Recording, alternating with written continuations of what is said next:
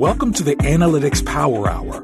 Analytics topics covered conversationally and sometimes with explicit language. Here are your hosts, Mo, Michael, and Tim.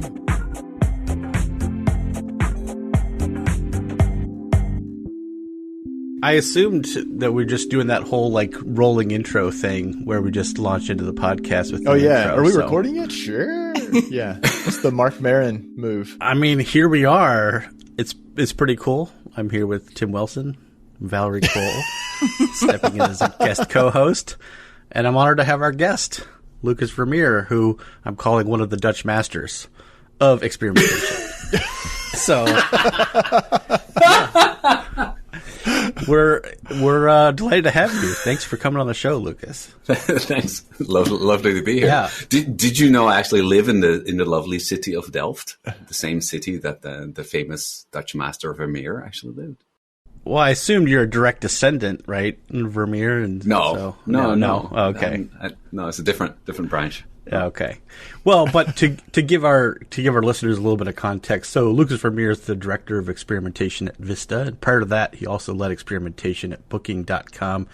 He's pretty much spoken in almost every country in the world, I think, all over the world about these topics around testing, experimentation, optimization, and I'm just delighted that you're our guest today. It's been pretty cool to set up episode 216 of the Analytics Power Hour. I think one of the things Valerie, you brought up that I think is actually really important is there's definitely a misconception around what culture is when we talk about experimentation or a culture of experimentation. And I think this is true of, people more broadly use the term data culture, and I think there's a big problem with that word too, but let's keep it focused to experimentation, which is sort of a group of things that happen under data, if you will. So maybe that's the first thing to jump into is, what is it and what is it not? Oh boy. Starting with the easy questions, huh? Yeah. I had a whole intro written where I had us doing some deep breathing exercises to some yoga.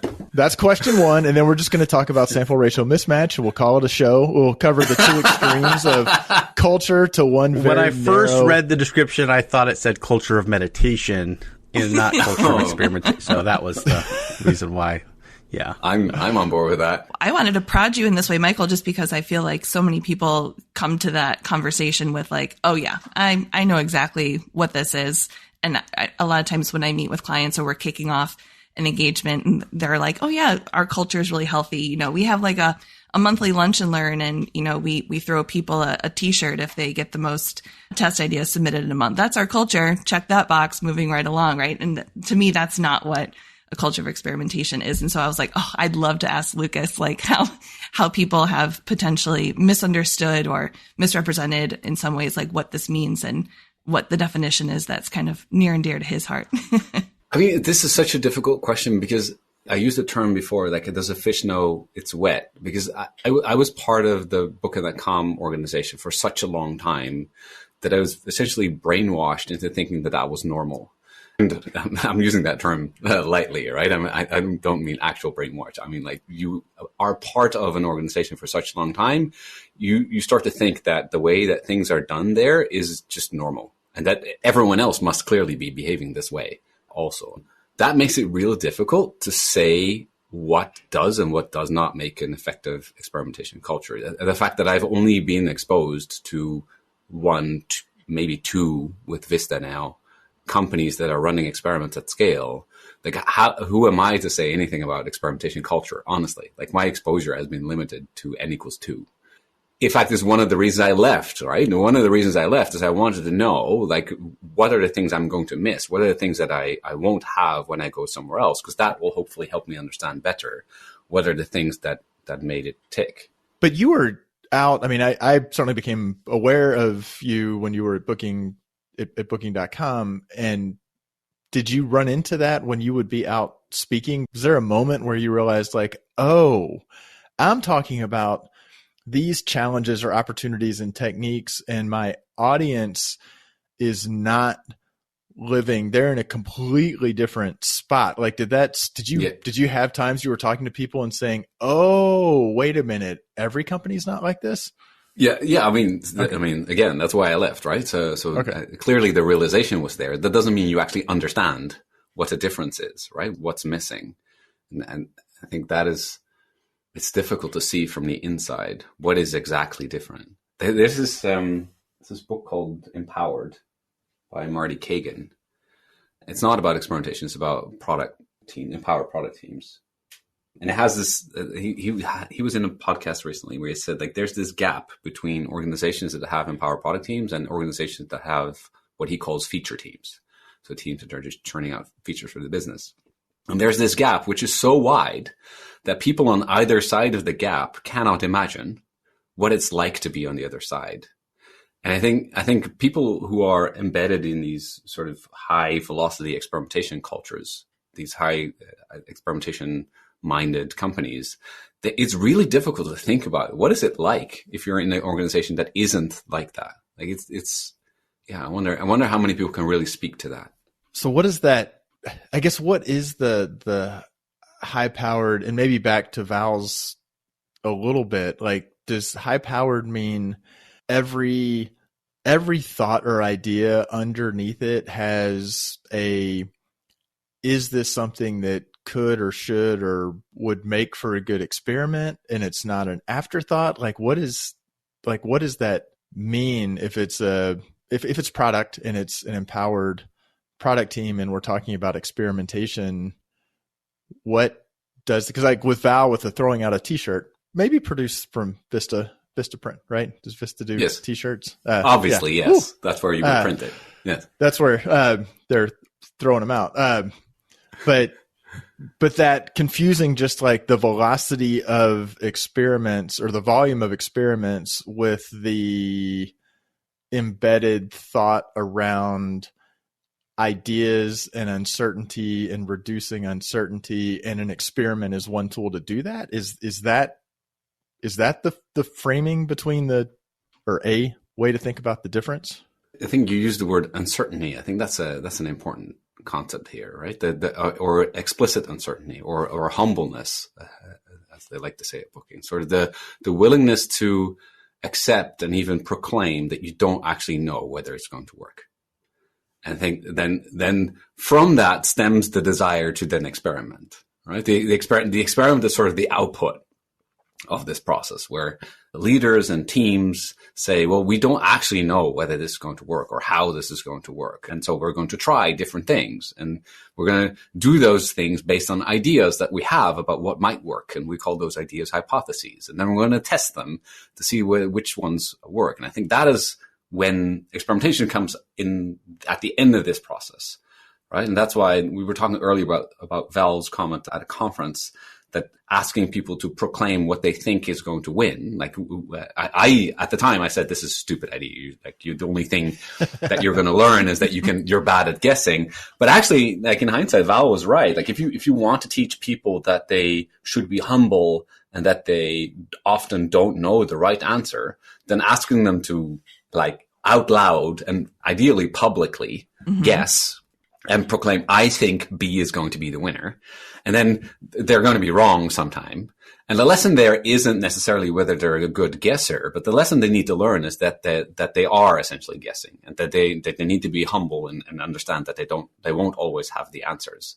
But that might be a good example of me not understanding what the outside world is like, right? At the time I said, this is a stupid idea, you shouldn't do it. Now, 2 years down the line, I go, like, actually, maybe that is. Well, no, because and you this is one where it's unfair. Like, I got to go and watch that. You probably don't remember, because you followed it up with saying, "Sure, put what you think your challenger is going to be, but frame it as a hypothesis." Because I think that's where the two of you were.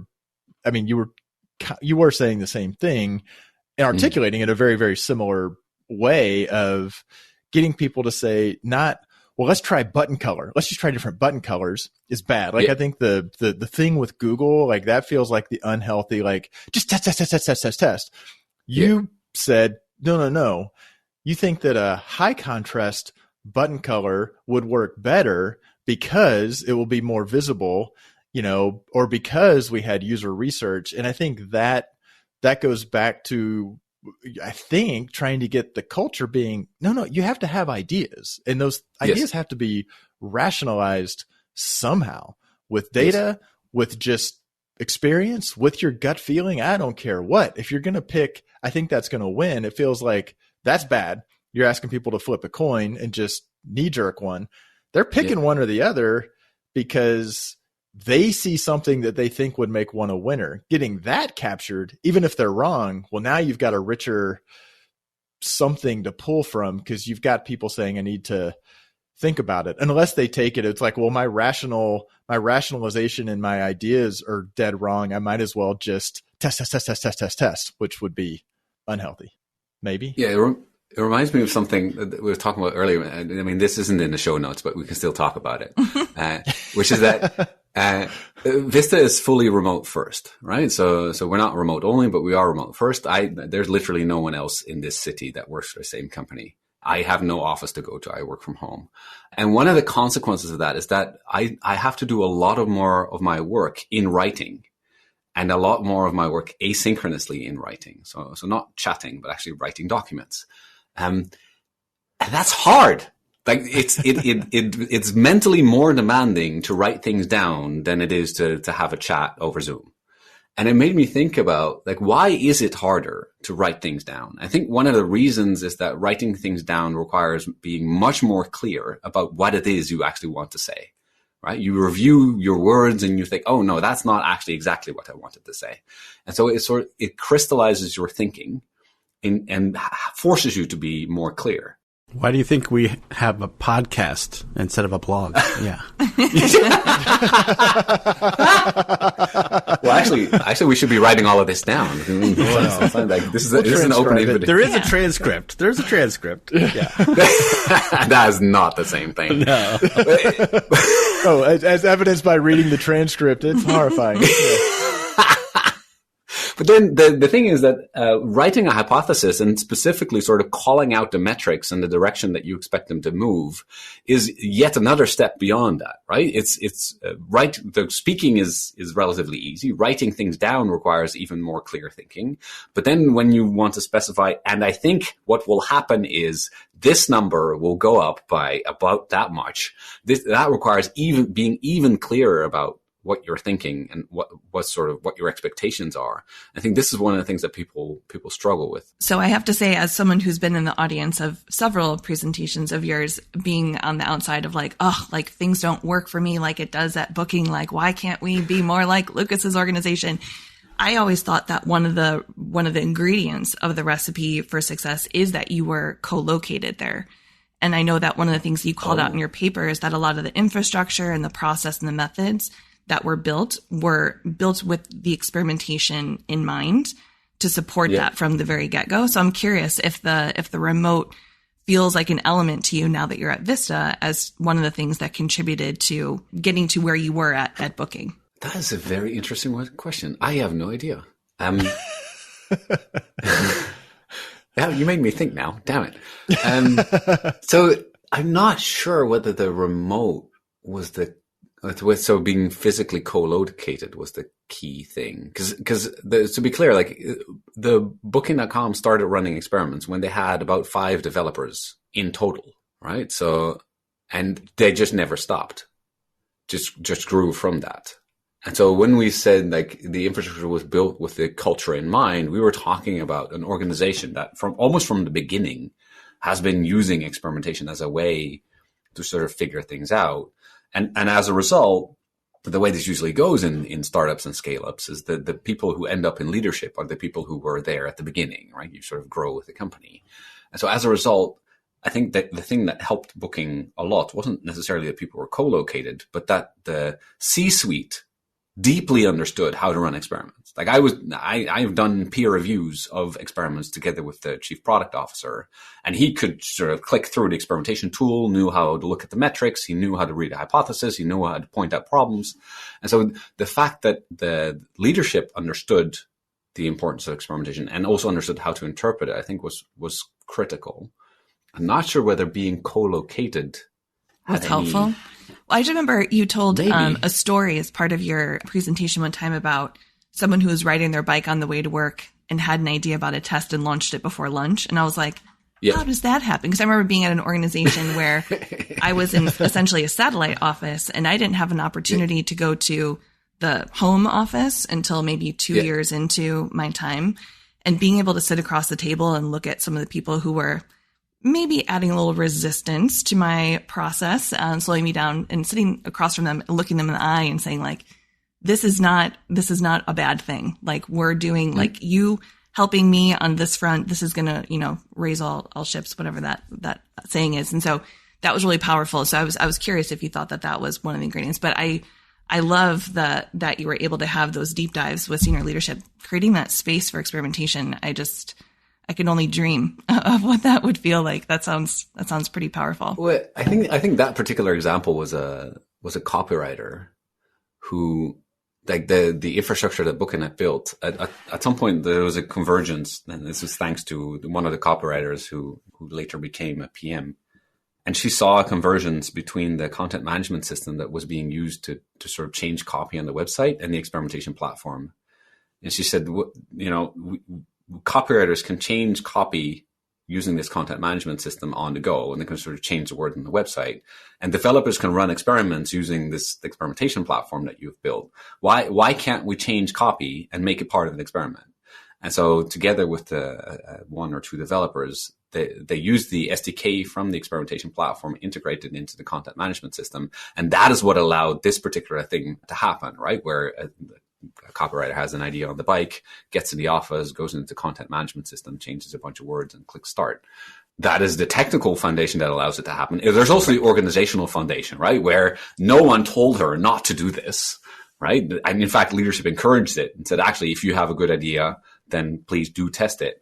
And so that's sort of the organizational friction that you're speaking towards. But that seems to get back to where she had an idea. Like, I think that to me, and I think through some of the examples, I worked with a client years ago that said, we got to do testing. We need to pick our testing platform. I'm like, great, we can do that. I'm not entirely sure you're at a point where I'm hearing the ideas to make changes. So I kind of said, sure, we can go figure out Optimizely versus a Target or whatever, but maybe we should just, as a thought experiment, kind of go through what ideas we have to test.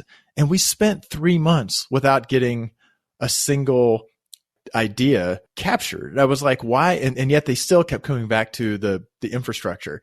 And I guess, can you talk a little bit about, like, the infrastructure? It feels like that's one of those things. We were talking earlier about somebody hearing something and maybe running with it in an unhealthy way and thinking, oh, I have to get, my Mia Prova or effective experiments and Adobe Target. I got to get all that in. I got to build the infrastructure, and then I will have a great program because I'll be able to quickly run a test, as opposed to the flip side, the cultural infrastructure of tests need to start with a theory that you're trying to validate with a clear objective. Like, where does that fit? And that seems like that's maybe harder for you to put your thumb on from your booking.com experience. Like, it seemed like it was there, or. And even before that, we're talking about sort of, even if someone has ideas, are they allowed to make those changes without having 20 meetings with stakeholders to decide whether this is a good thing to try? Right. So there's the organizational infrastructure that comes even before we're talking about ideas. I think that there's probably some back and forth there, where if people know that they will never be allowed to try something, they will not come up with ideas. Right. You have to give them the freedom to try things first before they will actually come up with things to try, I think. And one other thing about this, I'm rarely the let's take one further step back person in a conversation, but for a copywriter to have the power to change the content and to say, actually, I want to run this as a test, goes back to something else you said earlier, Lukas, which is humility. To say, I might not know what the optimal title of this piece of content should be. I'm going to go ahead and put this out and let my users kind of decide with their clicks or, whatever. But I think that element, that goes back to culture for me, is because you're working with people who are curious and know that maybe we should lean on the data to help pave the best path forward, right? Well, but to go one step further back, there are lots of organizations where the copywriter would have been taught that they just need to go to the analytics team, and the analytics team will tell them what the best copy is by analyzing the data. Like to me, right. That's the battle of go analyze my data and tell me what I need to change. And there's not even an awareness of experimentation. So I've been in plenty of those where they're saying, and I'm like, no, you, the copywriter, needs to have ideas. And they're like, no, the data needs to tell me what the answer is. And that's a challenge. Yeah, they have to go back to the analyst to come up with the answers, and then they have to go to the business to ask for permission. I think this is one of the things that I learned when I left booking, is that when people at booking talk about the analyst, it is not a different team. It is someone on their own team that has the skills that they need, because they are empowered product teams, right? They're cross-functional. And so this copywriter wouldn't go to a different team. They go to a teammate that is on the same team that they can ask questions. So that's one. And the other is that when people talk about the business, that is not a different department. The business is the website that is running, that is helping them make money, right? So when people at booking talk about the business, they don't mean a different department that is sort of gatekeeping decisions. It is the machine that is running. It's a different way of viewing things, I think. So I'm so excited to ask this question. So I'm curious, if you look at an organization and they have a successful program, you feel like I'm sniffing out some healthy culture here. Does that always mean that experimentation is democratized? That it kind of lives everywhere, or that everyone is empowered? I'm wondering how closely tied those two things are for you. Wow, geez, you're asking good questions. So if I think about sort of the things we talked about before, right? So in the sense that experimentation for me is tightly coupled with sort of the organizational structure, and are people allowed to try things, and are they humble enough to admit that they don't have the answer? I'm trying to think of if experimentation or that mindset isn't widely dispersed, but it's localized in a small part of the organization. Even if they're very good at testing things, there's going to be a large share of the company that's still making decisions sort of like hippo based. And then I wouldn't call that like a successful quote unquote culture of experimentation, because part of it is that it has to be permeating all decisions. I talked about this in another podcast that I won't name earlier.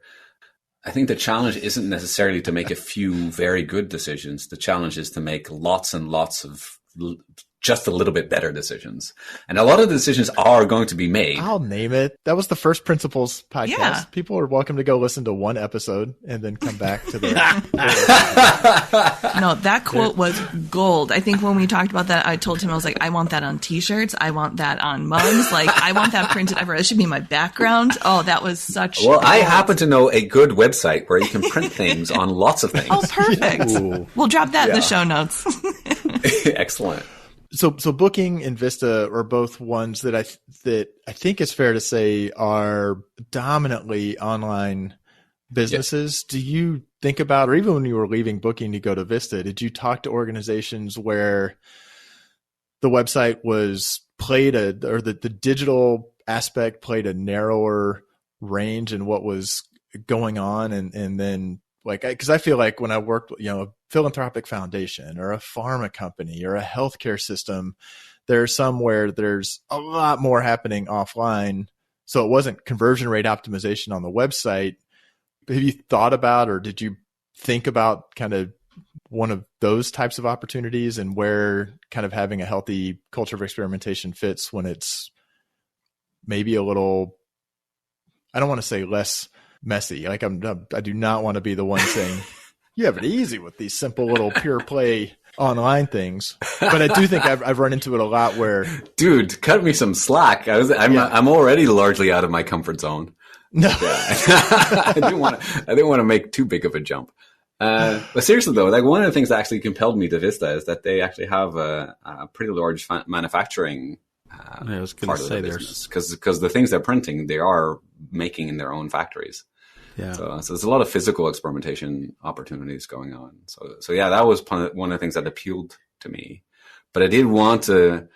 So I was sort of looking for a place where I could explore this idea of how do you grow a community of experimentation practice in an organization that isn't Booking, leaning on the strengths that I had. right? Because I could have also said, well, let's try something completely different. Let me be, I don't know, an airline pilot. But you want to explore sort of the space of opportunity and try to find new things that you can learn without sort of completely flipping the tables and trying something entirely new. This seemed far enough. Well, but I guess don't reveal anything. I mean, it seems like there would be at Vista, there would be ideas, if we could promise a faster turnaround, or if we could promise there would be stuff to execute the experiment would require ultimately an operational manufacturing or production or fulfillment change. Are you into that? Is it broadening out to that where the experiment's not necessarily optimizing a production line, but saying if we're going to test this in the digital experience, it's got to be backed up with production changes? Yeah, or even just even more basic, like if we make changes to production, can we test those on what is the impact on customers when we make changes to the production process? Even if we're not sort of displaying those things on the website, we could still change things about how we produce things. Right?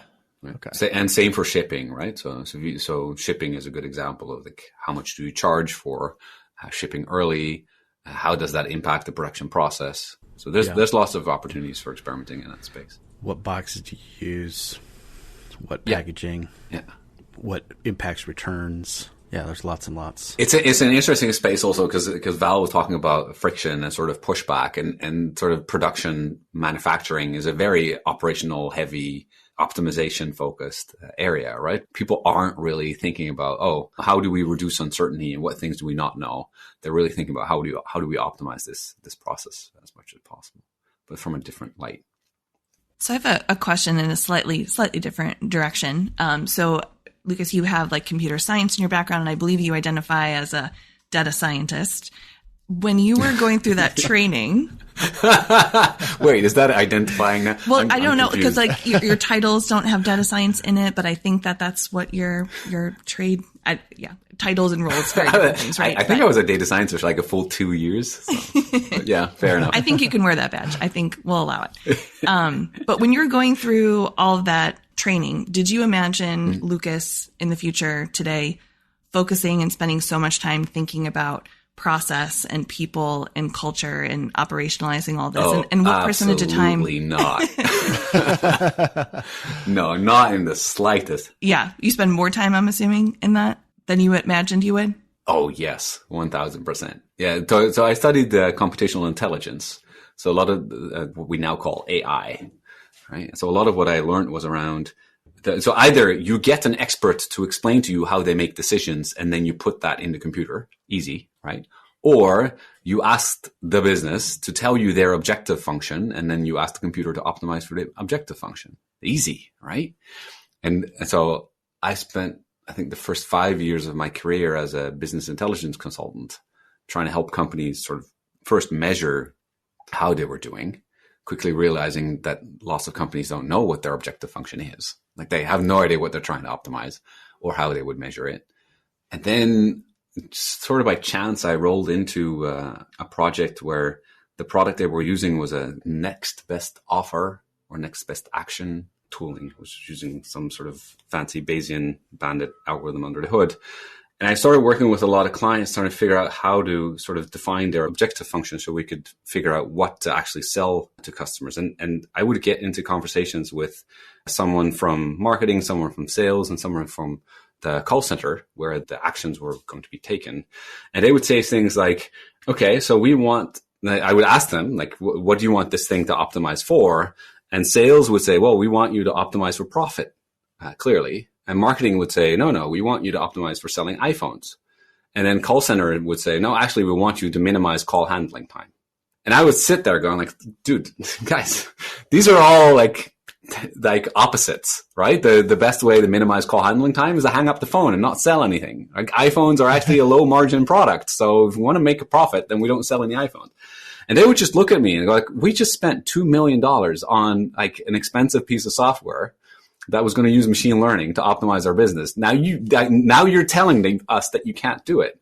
And so I got really frustrated with these businesses that just, for some reason or other, haven't figured out like what is that single thing that they want to optimize for? Like what is it they're trying to achieve? would you respond to that? If you look at your older, wiser self now, if you dropped yourself right back into that situation, I'm thinking of a former coworker who I was talking to earlier this week, who exactly that. He was like, the product team, they rolled out a redesigned thing and they want to optimize for 3 things, call one complete bullshit, but 2 of them that could easily be at odds with each other. And neither one of them is performing better. And I said, well, could we walk through a decision matrix maybe and say upfront plan out, what would you have done if this one goes up and this one goes down? Like ideally you just go to one, but I guess what would you do now? Because that is, I think tons of organizations run into that. And where they're not really clear on what they're trying to do. They want to make everything better. And they say they're very clear. We just want to make everything better. What is wrong with you? Why are you looking at me that way? We like to measure everything and make everything better. It's very simple. We just want to make everything better.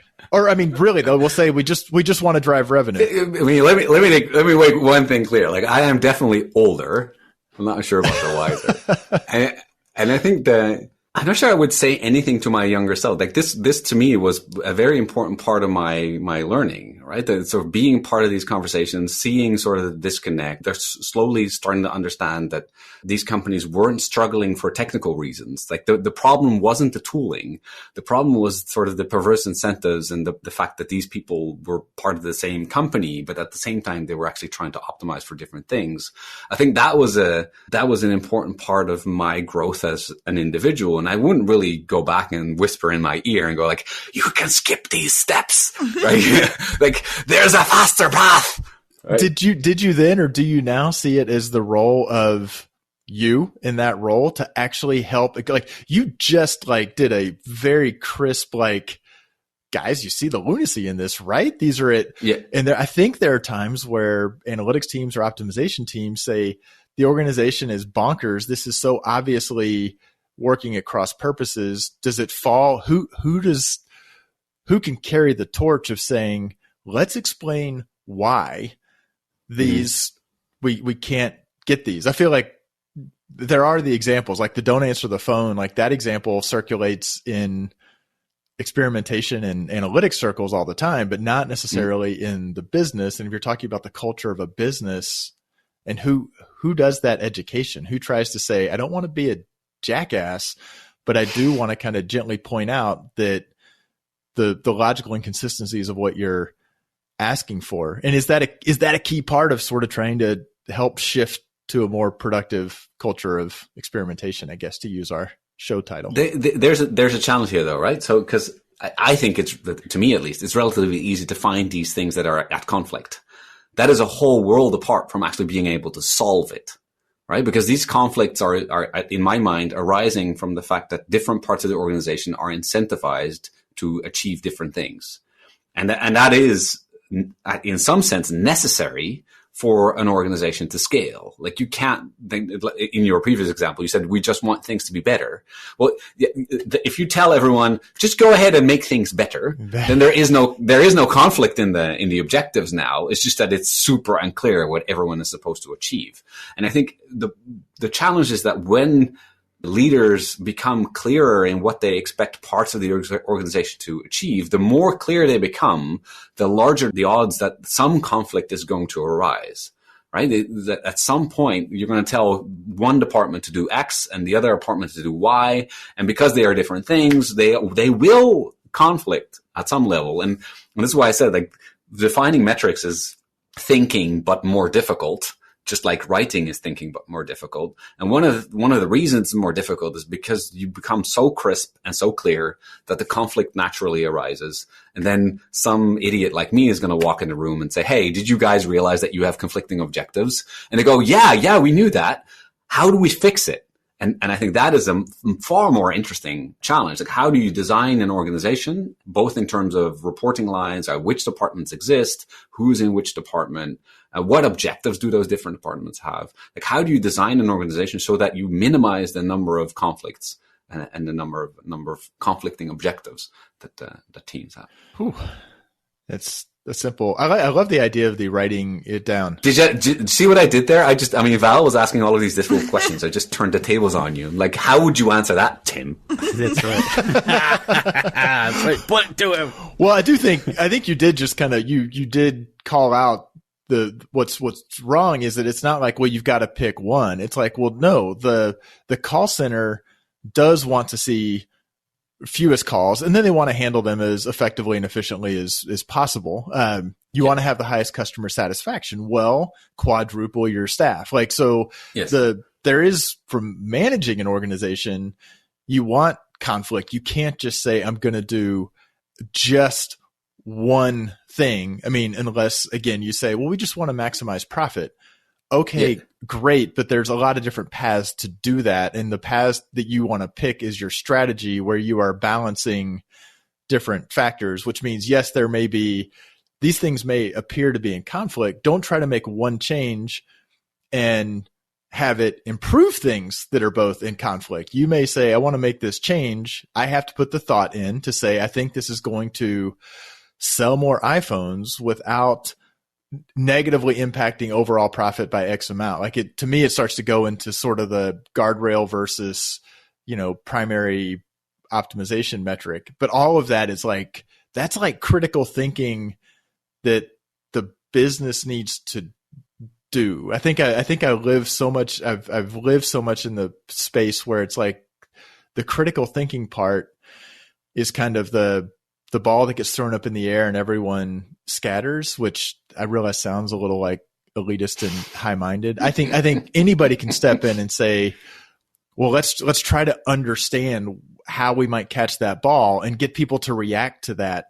But if we just think that the machine learning tool, let's just do something Bayesian and then that'll solve it. Like, but Bayes is dead. Like, Bayes isn't catching any balls. Like, that's going to go to the business. Oh boy, Tim, did you just start another war? That's what he does. Bayes is not dead. Bayesian thinking is alive. No. I was saying Bayes himself. Thomas Bayes is very much dead. Yeah, yes. It was. No. This podcast is firmly Bayesian. Don't worry. Yeah, I am definitely not taking a Bayesian frequentist stand. I am not equipped to, and absolutely would not. What's your prior? Sorry. I think one thing, I've sort of been taking some notes as we've been discussing this. And so in a certain sense, we had you on the podcast, Lukas, and we wanted to ask you all these questions about building a culture of experimentation. And I think you demonstrated a couple of things I want to share back to you and then get your reaction.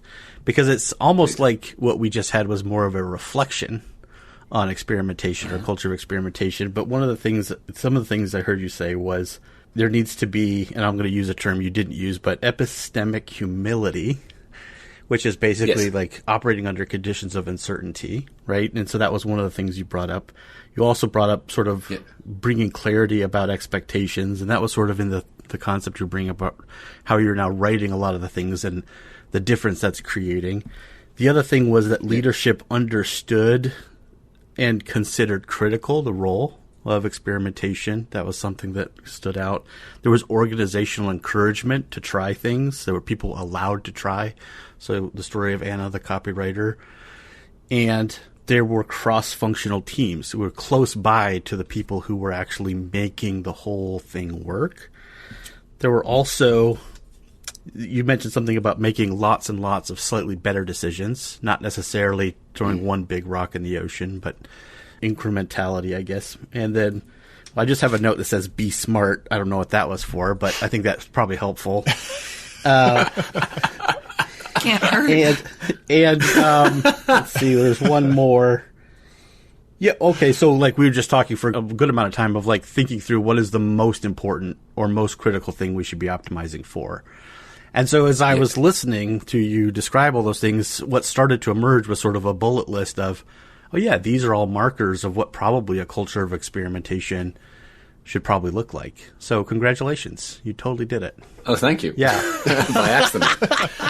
I think the thing I would add there is that you mentioned that leadership understands experimentation, but critically also their role in experimentation, how they play a part in sort of enabling this, not necessarily coming up with hypotheses and pushing for particular ideas, but But to Tim's earlier point, like when part of the role of leadership, I think, is in this sort of high velocity experimentation setting, giving teams a target to aim for, then monitoring their progress against that target. And when they start to go off the rails, to adjust and not adjust by saying, no, that's wrong. You shouldn't have run that experiment. That experiment is bad. You should stop doing that. But adjusting the target and adjusting the objective. So in this setting where the call center is optimizing for the wrong metrics, someone at the top should step in and say, actually, these metrics that we have set, they are causing perverse incentives. And so we should adjust the metrics so that the teams are actually optimizing for the right thing. Leadership's role is to help resolve the inherent conflict that arises from the pursuit of these optimization. And at the same time, acknowledge that no metric is going to be perfect, right? These conflicts will always exist. These teams, when you send them on a mission with the objective, they're always going to go slightly awry, right? Yeah. And that is unavoidable. If you want to give them the freedom to operate, and you don't want to be like one person makes all the decisions in the company, there are going to be inefficiencies in the system. And part of the role of leadership is to figure out, like, these metrics that we're currently using, are they sending us off a cliff? And if they are, then maybe we should be using different metrics, right? And the challenge isn't to find the perfect metrics, but to find the metrics that will help the teams execute in the short to medium term against the long-term objectives that the company has. And so one example that I'm reminded of is I think it's Working Backwards, the book about Amazon, where at some point Jeff Bezos decided that MP3s were the futures and CDs were going to die, that they set an objective for teams to sell more MP3s. And every single experiment they ran, they lost money. Like the revenue went down in all of those experiments. And every time Jeff would say, yes, I know, right? And short term, we're going to lose money on this thing because MP3s are cheaper than CDs. But long term, this is the future. And so they kept a team on these objectives, even though, like, from a conflict point of view, like if you look at the entire organization and say, like, hey, this entire company wants to make money, then this is clearly at odds with the objective of the overall company. But still, like, strategically, he's in that case, leadership is using a metric, is using an objective as a way to let a team operate against a strategic objective. Is there on the leadership front one more question? Oh yeah, one more.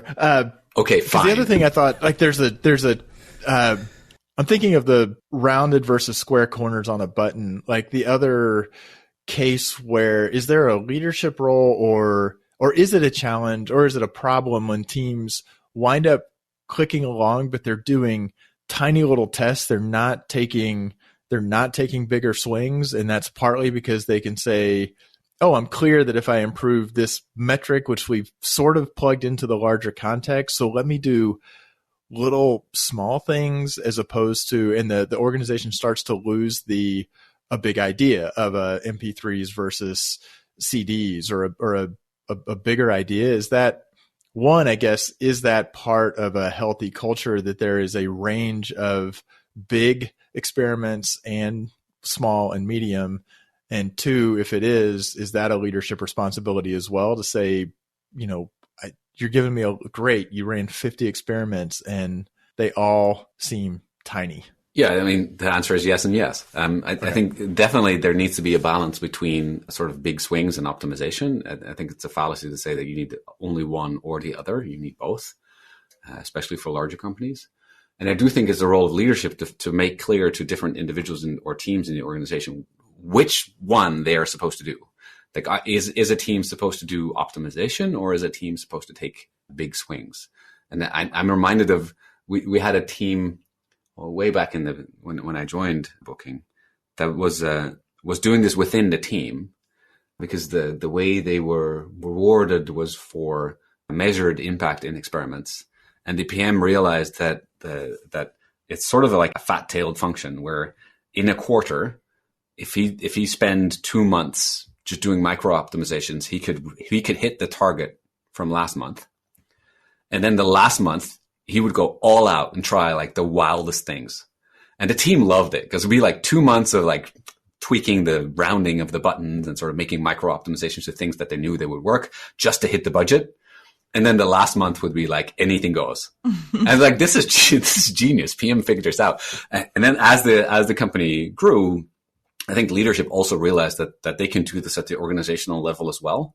And so at some point they create an entire department that was just new stuff. And they said, well, you don't get to do any micro optimizations. Any features that you work on, you need to double your user base in a year or it's gone. Right.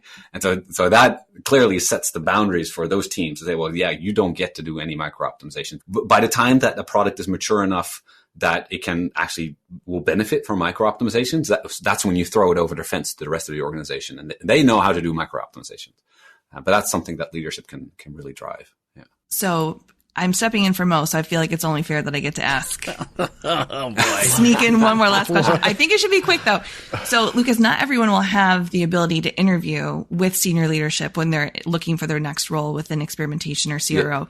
So do you have any advice on questions that you might ask to kind of get a sense for what it would feel like boots on the ground in that role and how leadership may or may not adopt this or embrace it? Like what could you do? Like, what are some questions or things that you could pose to get a sense of that when you're in the interview phase? But you're asking from the point of view someone who wants to interview at a company to become part of that company. Yes. Interesting. I guess it would be something along the lines of sort of what bets is your leadership making? Or what was the last bet that they made that failed? And how was this communicated? Right? Is it something that was shoved under the rug and we're like, nah, let's forget about Project Phoenix, right? Or was it something that was celebrated where it said, well, we tried this thing, it totally collapsed and like fell flat, but at least we tried, right? And I think maybe would be a way to get a sense of like how open is leadership in this company to sort of sharing their own vulnerabilities and the fact that they don't know. This tough question again. No, that's good. No, I think that's telling because it's very much turning around like, tell me about a time when senior leadership. Right.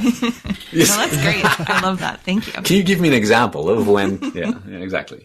Or, I mean, you could ask them like, tell me of a time that you disagreed with one of your superiors and how did they respond? I think that would be a similar question. Yeah. Because I tend to disagree a lot here as I come on board.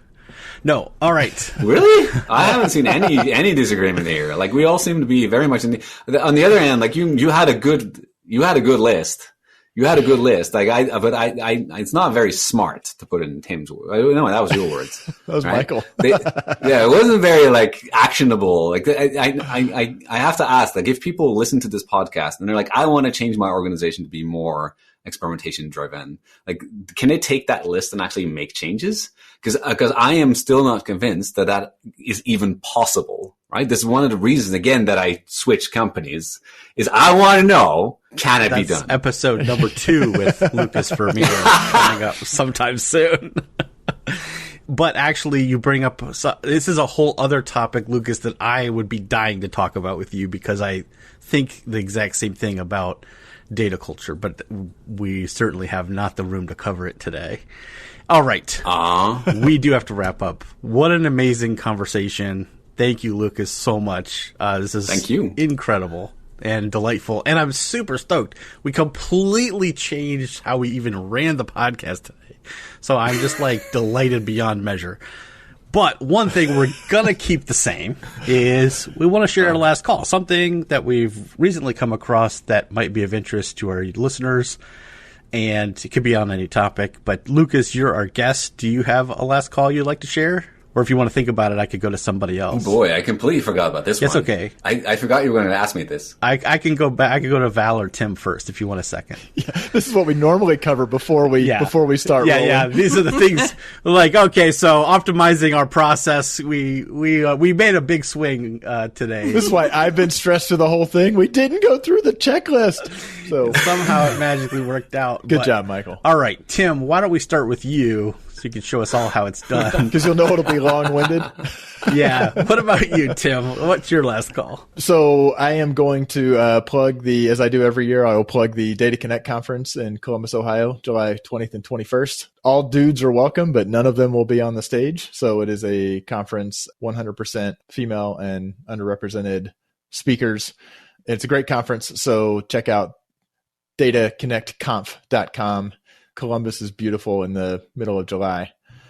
And then my deeper read, which you don't have to travel for, is the legendary Stephen Wolfram wrote a very, very long piece on what is ChatGPT doing and why does it work. I cannot pretend to fully understand it. I cannot pretend to have completed reading it yet, but I'm kind of taking it in chunks, and it's pretty interesting. So if you're kind of curious about how do large language models actually kind of work, he uses GPT-2 kind of more as his example. But I think as people run around and say, oh, ChatGPT, it sounds human, but it may not be accurate, I think it provides a lot of, if you want to be the one who has a little bit of a deeper understanding of LLMs, it's a very, very well written article on the subject. Outstanding. All right. What about you, Val? What's your last call? My last call is a little bit of a twofold because I was worried that Lukas might take one of them. So I came up with a little bit of a part two, a backup. But Kevin Anderson, who works with Lukas at Vista, has Experimental Mind Substack, which is always chock full of great content. And the bottom of each of those, there's always some recently posted job and experimentationjobs.com. So if you didn't know that exists, definitely check that out. But there was the headline post from this week was How to Apply the Scientific Method to Startups Without Being a Zealot by Ben Gioskowitz. And it's an absolute gem. And it just pulls so many great parts together about starting with assumptions, and those are your hypotheses, and applying some design thinking framework for organizing and prioritizing the ideas. And he's very much talking about applying this to a startup, but I could absolutely see this being like an entrepreneur kind of initiative or effort, especially if you get to work with a product team. So really loved it. He has some great assets linked off of that. So definitely check that one out. Awesome. Okay, Lukas, how about you? What's your last call? Or multiple, now that you see it's possible. Okay, now I can do multiple. I didn't know that was allowed. So ChatGPT actually reminded me of, I think it was Scott Alexander. I can't find it now. But yeah, there was this great post on alignment problems, which is how do we get AIs to do what we want, which is closely aligned to the discussion that we were having earlier. Like, how do you know that the AI is actually doing what we want? And that is going to be very much a problem when the AIs get smarter than us. And so we want to make sure that we solve this problem before they get smarter than us. And so a bunch of researchers tried to get an AI to finish prompts for fiction books that were always non-violent. And so they would get the character to say, and he pulled out his gun, and then the ChatGPT has to finish it in some non-violent way. And spoiler alert, it's actually very difficult to train an AI to always not use violence in any event. So, but it's a good sort of model for how can we figure out whether an AI has learned the right thing or not. So I think it was Astro Codex, that post. Oh, you can add it to the show notes. The other thing, I was actually thinking, like, let me throw in a random thing. Working from home is awesome because I get to tinker more. And so recently I've been playing around with making my own t-shirts, which is fascinating, sort of creating something from fabric, but also with my aquarium. And so I bought this nice device, which is called a Seneye, Seneye. And you plug it in your aquarium and it gives you real-time temperature, pH, and NH4 readings, which has taught me a bunch about what happens when I feed the fish, what happens when I throw in carbon dioxide that I have in a bottle here. And so just the idea of getting immediate feedback on a living system like this to sort of help you understand what you're doing has impact on it is once again driven home to me the importance of getting feedback. Because I've been tinkering with this for a year and I had no idea that sunlight affects the levels of pH. So I learned. It's also cool to have an aquarium in the background of your very cool office setup. So it's like, if you see the fish moving around, you're like, either that person has like a really cool, fancy virtual background with movement in it, or that's their real background. I actually do want a much more big aquarium so that I can do like wall to wall on my screen. That'd be even cooler. That's a very legit background. You got plants, aquarium, records, books. You really checked all the boxes. I'm a legit YouTuber, man. That's great. I need more LED lights, I think. Oh yeah, a couple more LEDs or wall-based lights. Yeah. Also, better camera. No one on the podcast knows what you're talking about. All right. Michael, what's your last call? Well, thanks for asking, Tim. So recently, a couple of people that I enjoy reading their material who are working in the media mix modeling space, which is Michael Kaminsky and Mike Taylor, came out with an ebook about operationalizing media mix modeling for modern brands. And I started reading it, and I've really been enjoying it. It's a great breakdown of the topic, and I just think in this world, as we are trying to measure media and being thoughtful about it in better ways, seeing media mix model reemerge as something that's accessible and useful in marketing again is a good thing. So you can check it out. I'll also say that Michael Kaminsky is very good about not saying this is the one and only approach. Like, he tends to be like, look, these are your different pillars. He has like his 4 pillars, which is always refreshing to not have somebody say, this is my hammer and here's why all the world is a nail. That's right. Because Michael Kaminsky will talk about randomized controlled trials as well. Like, he won't say that it's MMM or die. Right. All right. Well, I'm sure as you've been listening, you've been thinking, wow, I've got some thoughts on this topic, and we'd love to hear from you. And it's really easy to talk to us. You can reach us at our Twitter account or on the Measure Slack group or on our LinkedIn page. And we'd love to hear from you either on this topic or any other that you'd like for us to cover on the show. Val, thank you again for stepping in and being our guest co-host on this episode. Really appreciate you and your voice. Yeah, happy to be here. This is fun. And also, no show would be complete without a big thank you to Josh Crowhurst, our producer, who makes all these things possible, including all the little edits and cuts that we're going to do to make this show do the thing it's going to do, which I think is awesome, by the way. So it's pretty awesome. And once again, Lukas, thank you for taking the time to come on the show. It's been awesome to get to know you a little better and to hear you talk about and reflect on this topic. Thanks for having me. And thanks for letting me ramble. No, it's the best part of a podcast is rambling is totally allowed. Tim and I have been doing it for 7 years now, so yeah. If only we were doing this as a blog post, then it would be more coherent. Yeah, but much more difficult to pull off. What metrics are you even optimizing for with this blog post? Yeah, or this podcast even. All right. Well, I know I speak for both of my co-hosts today when I say, no matter what your culture of experimentation, remember, keep analyzing. Thanks for listening. Let's keep the conversation going with your comments, suggestions, and questions on Twitter at AnalyticsHour, on the web at analyticshour.io, our LinkedIn group, and the Measure Chat Slack group. Music for the podcast by Josh Crowhurst. So smart guys wanted to fit in, so they made up a term called analytics. Analytics don't work. I love Venn diagrams. It's just something about those 3 circles and the analysis about where there is the intersection, right? I've had that happen a few times where somebody was like, well, what Tim would say about this is blah, blah, blah. And I'm like, oh my God, no. You did not understand what I said, and now you've interpreted it as something completely different, and yeah. Also, it's an argument from authority, so it's completely devoid of support. I just always change what I say to different audiences so no one can really pin me down. That's what I do. Smart. Just who have you talked to last? Keep them guessing. How's that working out for you? Well, it's a web of deceit that's going to catch up to me someday, but... And did your wife listen to the podcast? Good thing you're not recording something that you're saying.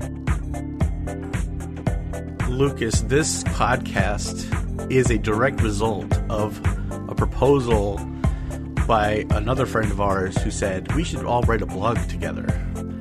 And we were like, blogging is so difficult. Why don't we just record ourselves talking and then do that instead? It's so much easier. It turns out it's about the same amount of work. Let's not put the we in that. Okay. Michael said. I said, let's just record ourselves talking about it because I didn't want to have to write blog posts. I said, it doesn't matter. This will be a flash in the pan. It won't go anywhere. Yeah. Whatever. Look at us. Certainly won't. Look at you now. We've got Val Kroll on the podcast. That's right. I have to say, though, that the outro, like the keep analyzing, to hear that without the music in the background. Is that weird weird? Experience. kind of a weird experience because I expect the voice to be like, thanks so much for listening. Let's keep the conversation going. Can this AI save teenage spy Alex Ryder from a terrible fate? No, cried the villain. You will never take me alive. He raised his gun, fired, and then it was all a dream. It was all a dream. It was all a dream. Good job, AI. Well done. Wow. Well done. It's a little bit too convenient. That's the biggest hack, the biggest writerly hack ever. Like, and then they will. I can't resolve this. That's right. Luckily, the gun was out of bullets. ChatGPT is a hack. That's right. Rock flag and fat posteriors.